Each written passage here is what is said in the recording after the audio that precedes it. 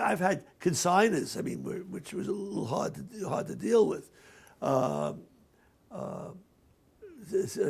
Sit in a room and it'd be 3/4 drunk, and the sale's doing well, and all of a sudden one coin sells for, let's say, $100 less than he thought it would bring.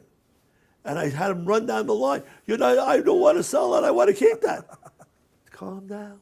Calm down. I'll reopen it. You want to bid? You're not supposed to bid. I'll let you bid one lot. But you had to be a master. You also had to keep the guys from talking to each other. You had to keep the guy from signaling to each other. You had to stop. You had to watch that the guys didn't gang up on you. In other words, decide to go bid together and cut the value of the coin because they're bidding, and then they'll split the profits themselves. I was paid like every good auctioneer was paid by the consignor through the company, naturally. I wasn't paid directly, but the company got paid to maximize the collection. We tried it with our cataloging. We tried it with our advertising. We tried it with our catalog itself. We tried it with everything else you had to do. We broke our necks showing coins or instructing people, calling people, working on bid sheets with people who could make it. You're paid to maximize that collection.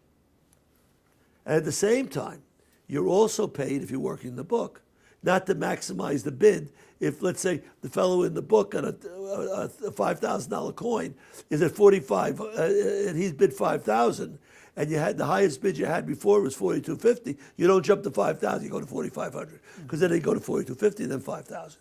And this is the way we operated. And that I will say that Stack's Bowers operates the same way. They're very careful, and unfortunately they didn't have a drunk in the audience too often. But you can't keep the audience quiet. It isn't fair.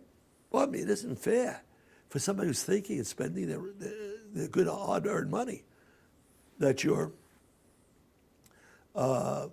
listening to them more than you're listening to watch their bid. And you have to try to keep decorum in the room. Now, you could tell a joke. The auctioneer can tell a joke. Or somebody, after something is sold, say, wow, am I happy I didn't get that? Well, that's all right if it's over. Or am I happy I got it? He just gives out a little call. It's calm down, let's continue. But it kills you when somebody deliberately auctions because he doesn't know what he's doing, or he's not interested. He starts talking to his neighbor or to a guy 3 rows in front of him to make a point. He forgets that there's a business going on. It's like, I'll tell you something. It's like text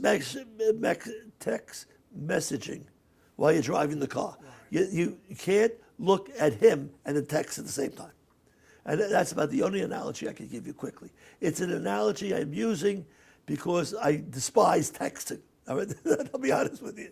Is that a good answer?